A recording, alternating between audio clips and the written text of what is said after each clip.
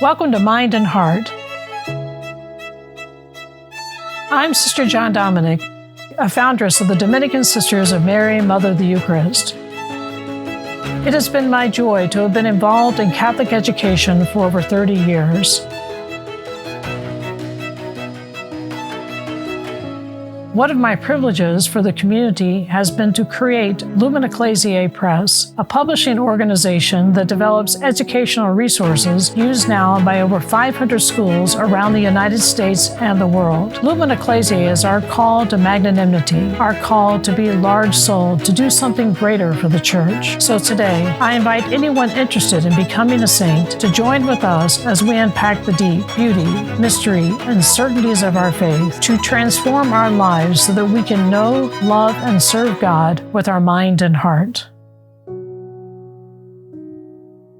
Welcome back to Mind and Heart. And on today's episode, we're going to talk with Sister Joseph Andrew about a very special book called Mary's, and Mary's Yes Continues. And in particularly, I'm actually happy to be able to interview you to ask you questions about this book, because I've been thinking about it for ever since you really came up with the idea. And I see it from probably a little bit different perspective. And I hopefully in my questions and how you would answer it, we'll be able to enlighten that. So when you came up with the idea, I was actually very excited because I think one thing that, and you see this more on a day-to-day thing, but I see it from my times and being involved in Catholic education and being a principal and working in different schools and things that unfortunately what's happened in the culture and society is just a lack of understanding of religious life. Not truly understanding what consecrated women, and even men and women, can bring to an institution, you know. And sometimes we can focus so much on, well, they're a great teacher, or, you know, which all those things are important, but sometimes just the very presence, you know. You remember Cardinal O'Connor even talking to us about this, that, you know, the most important thing is that we be, you know, as religious, you know, and sometimes you'll hear of a bishop, you know, they may be made a bishop of a diocese, and the first things they do is they find a cloister community. Well, St. John Paul II did this, you know, where he brought the cloistered sisters in so that they could pray and that their presence are there. And it's not that, you know, that we bring so much great, but the very fact that it's our consecration, and that the understanding of the beauty of religious life, understanding the presence of what consecrated men and women can bring, is lacking. And there's so many reasons why that's happened, and we don't really want to waste our airtime talking about that, you know. Thank you. But the very fact that you had the vision to do this, that's what made me excited. And you always have a little bit of a sales and marketing side to you. So you were smart enough. You were smart enough to take the dense part. You know, if you look at the structure of the book, you go in and you talk about, you give the foundations, and you have different sisters, because as we both know, we're so blessed to have so many gifted sisters, and to have them to kind of pause and to think about different parts of religious life. But they're able to tell the story of what religious life is, but at the same time, they tell their experience of the journey, you know, and their vocation story. So that's sometimes kind of the catch, the kind of human interest, the reality show type thing that can capture the heart of a young woman that may be thinking that she has a thing, but they also begin to understand the theology of it. So that's what I think is so special about the book, that you have both. And before I let you talk, because I know you'll be able to talk about it, you know, I'm doing a great job because I want to take this opportunity really just to thank you for that, because it's a vision, you know, and you're also doing something that's really Dominican, is you're educating people on the life. And so maybe you could, I know that for every good thing that happens, we don't need to talk about the bloodstains that are on the book and all the technology problems you ran into and all those things, because that's right. But, when did you see the need? What kind of, how in the world did you think about bringing all these different things together? And, Yeah. That's a great question. I think the need is just so in your face everywhere you turn. Since as the vocation director of our community, there are so many places I go, and young people, guys and girls, have never met a religious, barely have an idea of who we are, or no clue to why we are. I think that's there's a real dearth of religious vocations and priestly vocations in the world today. And so I think we had to do something to fill that space. Part of our community's vision and desire as Dominican Sisters of Mary, Mother of the Eucharist is to set the world on fire with the love of Christ, in Catherine of Sienna's own words. And yet we only have so many physical bodies to do it with, and yet the invitations continue to come and come and come. And they're not just, send me sisters to teach in this particular school. They are just, can you just come and be present so my children can touch the habit, so they can kiss Jesus on the cross on your rosary? Can you just be present? You so beautifully referred to the whole spiritual dynamism of a religious woman out in the world today, like another Mary. In other words, bringing that love of Christ physically, so to speak, through our human flesh and blood, as mothers, spiritual mothers to these children. And children is any age. I am not in any way just saying. Mm-hmm. So in an effort to do that on a larger dimension, our community has many initiatives, certainly, and you're leading a great number of them. But we also have to get out there and say who we are and why we are. Because I remember it was St. John Paul II who said to a group of women religious one time, "Don't take Christ off the streets," referring to don't give up the religious habits. In other words, we're a sign of hope in the world today. Right. People see us and they feel raised up. And so many people, when they even begin to consider religious life, and the young people in particular, just don't have a clue what they're considering, but their hearts are mulling it over. And they're very confused because they really don't know much. So why is God somehow putting this idea in their minds and their hearts, and it keeps tugging at them and tugging at them? So to answer that, since we can't be everywhere, there's a book we can send out. Right. And so, there's a book we can send out, and we need everyone who's listening to make sure that they go. It's on Amazon. You can go to GoLE Press, and it's there, and they can get it. And everybody needs one of these. Right. This every is what it family looks like. Needs one of these. Well, and that's what I think. That's what I want to say, because oftentimes you talk about the young people may see the religious happen, and they may be attracted to something that they may not understand, but they need to be told what it is. And so I've been places, and you can hear. You hear all different reactions, but sometimes you can hear children say to their mom or their dad, what is that? Or who is that? But, they have to be able to read it to understand it. And that's why I love, you're so smart in how you put this together, because you have, like the brain stuff, the intellectual, Exactly. It's also, solid foundation. It's all mind and heart, let's feed the mind. And then you have the personal stories where there's the heart that, especially for, and the stories that when you had the sisters share about their different experiences, when they were discerning. And obviously, we both know that every parent are going to react differently when their daughter says they want to go into the convent.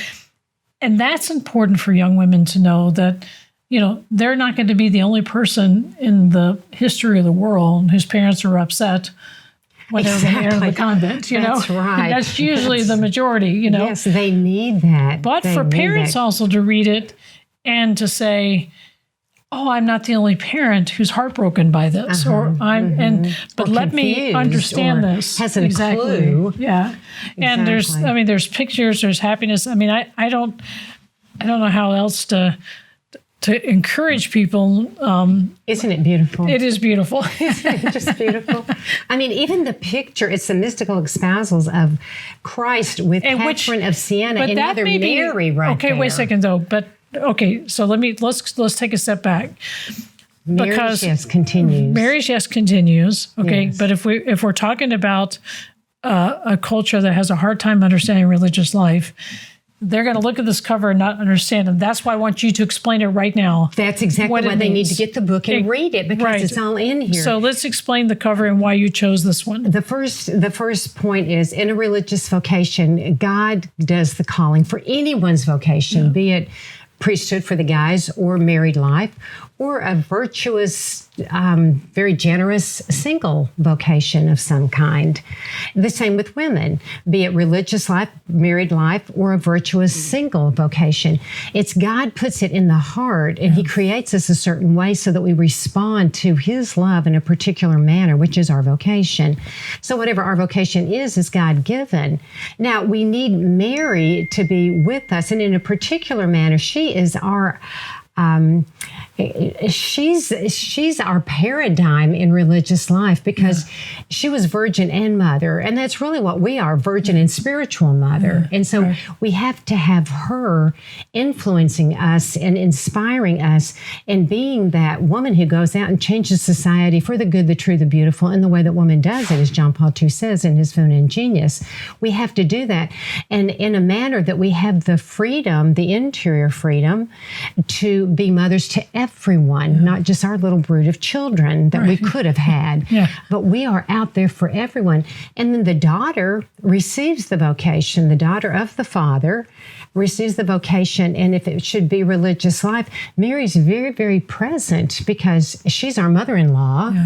Right. And he's our spouse. That's true. That's a good way to look at it. That. And even if you look closely, when you get your books, if you look closely, you notice that Christ is putting a spiritual ring on Catherine's. Which nobody saw until she died. Exactly, exactly. With the stigmata, to show that she belongs to Him. And so there's that mystical espousals. There, we would say, are vows of poverty, chastity, and obedience. So one picture tells 1,000 words, and I could go on, but 1,000. Exactly. So everyone who's listening, if you good thing about this is that they can rewind, or they can go back and they can hear that again as they see it. And I think, and I don't know if anyone's picked up on this, but there's a little bit of enthusiasm around the book that you have, and excitement. Sure. That's for sure.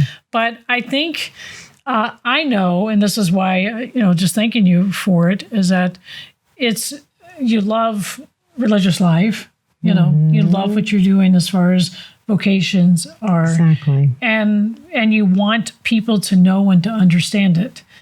And as a sales and marketing type person, you're trying to figure out what's the most clever way that I can put this together. So it's not like and that's why I wanted you to explain the cover, because sometimes, people, they're going through and they're going to judge a book by its cover, and they may look at that and they're like, I don't get it, but you gotta open it. You gotta start. You got to, maybe they should start on the experiences of the sisters, and then go back easily. Go back to the foundations, and that's when you've done your little mini book that we hand out. You're kind of giving them a little bit of a teaser and seeing there's more to this. Exactly.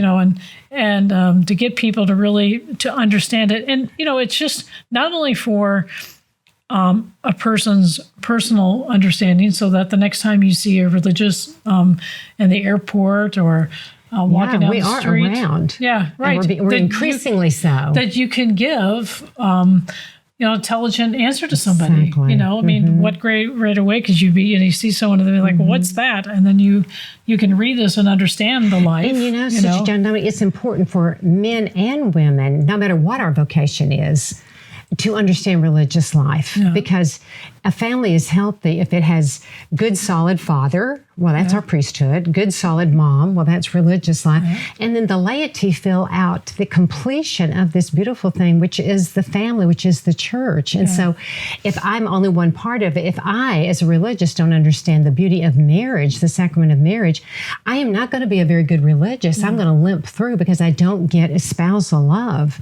And if a married person doesn't understand the beauty of chastity in the priesthood and in religious life, then they could abuse their chastity even in marriage. We feed off each other. We're there for each other, and it's one big picture. And so I think that's why it's important for men and women to understand priesthood, religious life, marriage, whatever is our particular vocation, and to appreciate all three and the beauty of them. So people that are listening, obviously, we don't want you to text and drive at the same time if you're in the car or something. That would wouldn't be prudent. That'd be against the virtue of prudence. Enthusiastic about getting it. Yeah, exactly. But Amazon, most importantly, you can go to Go LE Press and see that, or go to the Sisters of Mary, our website, and to get and Mary's Yes Continue, Religious Vocations in the New Millennium. So don't be afraid of thinking, it may be one of these books that the people may be hiding, especially a young girl. I've heard that before. They're not. They're like looking at it. What are you looking at under the covers? Well, I'm reading the Mary's Yes Continues. To try to understand it. But I think that it really was a great. It was ingenious, really, how you pulled it together, and took a lot of work from a lot of our sisters. Yeah, well, that's true. Job. And you have us in here, playing hockey on the snow. It seems like they may look at it and see that. Well, here we are. We are actually praying here. Yes. But everywhere else, we're doing fun things. The balance of our life is reflected. Exactly. Good Dominican sisters and as good religious women. Exactly. Yes. So. What about one thing as we kind of wrap this up? And I know this won't be the only time that we're here talking about this book. I think it's every other episode. No. Oh, good, sister. This is wonderful. Yeah. I cannot thank you enough. So if someone is thinking about a vocation in the religious life, how do they get in touch with you? The sisters, if there's a retreat or there's anything that, where's the spot to find that information? The spot really would certainly be our website. Yeah. So it's sistersofmary.org. And from there, they can find my email and they can find my vocation assistance email. And no matter who they contact in the community, if they mention anything about this book or religious vocations or several of those kinds of things, it will be directed to me. So, so it eventually, got a good system you've got a nice net out there at St. Andrew, and Andrew was a fisherman, so That's how to pull them in. Exactly. So and Joseph is the patron saint of vocations. There you go. I mean, it's covered, you see. Everything. Well, sister, thank you. I'm glad, I'm very grateful that I had this opportunity to say, really, and just to thank you. I mean, it's a great gift. And it's Mary's Yes Continue, and it was published by Lumen Ecclesiae Press. Yes, thank you very much. Yeah, and Dominican Publishing Press. We will continue to do it. So you'll come back, right? Of course. All right. So future episodes, Sister Josephine and I will continue talking about this and other topics on Mind and Heart.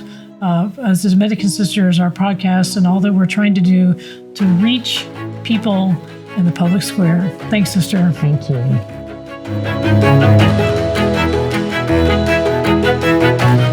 If you like this episode of the Mind and Heart podcast, I invite you to click on the next available podcast and continue to enrich your mind, heart, and soul.